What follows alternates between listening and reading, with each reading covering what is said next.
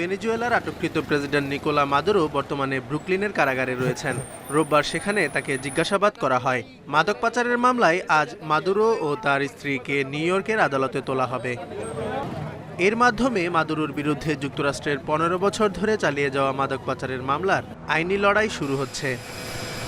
এদিকে ভেনেজুয়েলার অন্তর্বর্তী প্রেসিডেন্ট সঠিকভাবে কাজ না করলে মাদুরোর চেয়েও বড় মূল্য দিতে হতে পারে বলে সতর্ক করেন মার্কিন প্রেসিডেন্ট।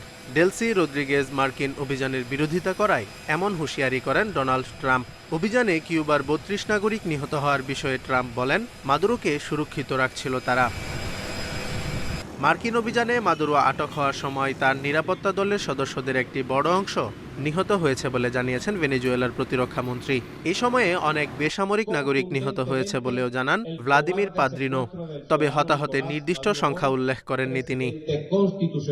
রাজনৈতিক বন্দীদের নিঃশর্ত মুক্তির আহ্বান পুনর্ব্যক্ত করেছেন ভেনেজুয়েলার বিরোধী দলীয় নেতা এডমন্ডো গঞ্জালেস উরুতিয়া।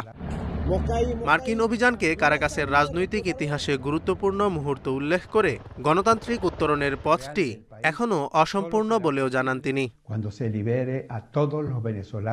নিকোলা মাদুরোকে আটকের প্রতিবাদে প্রথমবার মুখ খুলেছেন তার ছেলে নিকোলা মাদুরো গুয়েরা। রাজপথে নামার ঘোষণা দিয়ে কারা বিশ্বাসঘাতক ছিল তা ইতিহাসই বলবে বলেও জানান তিনি।